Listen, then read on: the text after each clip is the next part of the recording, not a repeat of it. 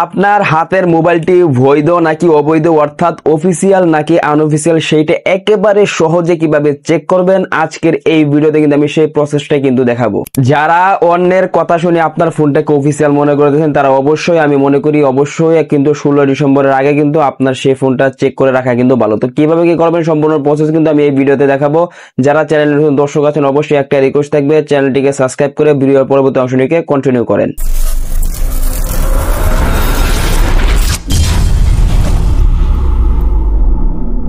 বন্ধুরা সরাসরি চলে আসলাম মোবাইল স্ক্রিন। আমাদের ফোনটি অফিসিয়াল নাকি আনঅফিসিয়াল সেটা চেক করার জন্য প্রথমে কিন্তু আমাদের ফোন থেকে যে ডায়াল প্যাড আছে সকলে ডায়াল প্যাডে চলে যাব। এখন আমাদের ডায়াল প্যাড থেকে সকলকে ডায়াল করে দিতে হবে *#06#। তাহলে কিন্তু আমাদের সামনে কিন্তু এরকম একটা ইন্টারফেস চলে আসবে। এখানে কিন্তু আমাদের ফোনে দুইটা IMEI নাম্বার কিন্তু চলে আসবে। এখান থেকে আপনারা প্রথমে 15 ডিজিটের নাম্বারটা এখান থেকে কপি করবেন অথবা কোনো এক জায়গায় লিখে নেবেন। শুধুমাত্র 15 ডিজিটের নাম্বারটা এখান থেকে যদি কোনো ব্র্যাকেট বা অন্য কিছু ডট থাকে সেটা কিন্তু কপি করবেন না।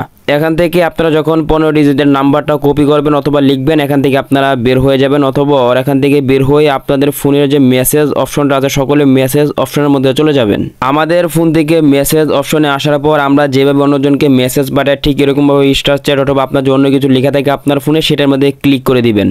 এখান থেকে আমাদেরকে একটি নাম্বারে কিন্তু মেসেজ পাঠাতে হবে। তো মেসেজটা যে নাম্বার পাঠাবেন সেই নাম্বারটি হচ্ছে আপনার প্রথমে 1600 অথবা 2। এই নাম্বারটা ভালো করে খেয়াল করেন, সকলকে কিন্তু এই নাম্বারে মেসেজ পাঠাতে হবে।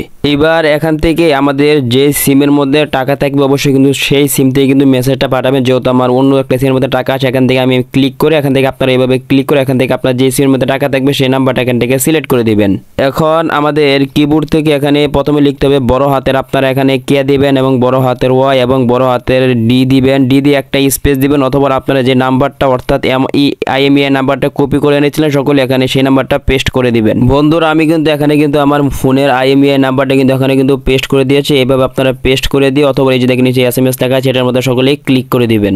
তাহলে কিন্তু বন্ধুরা BTRCর কাছ থেকে কিন্তু এরকম একটি SMS কিন্তু আপনারা মাত্র 1 মিনিটের মধ্যেই কিন্তু পেয়ে যাবেন। দেখেন এখানে কিন্তু আমার এই ডিভাইসটি যেহেতু অফিসিয়াল নয় তাই কিন্তু এখানে কিন্তু লিখে দিয়েছি ডিভাইসটি IMEI BTRC ডাটা বেজে পাওয়া যায়নি, অর্থাৎ এই ফোনটি অফিসিয়াল যে নয় এটা কিন্তু আমি এখান থেকে সহজে বুঝতে পারলাম।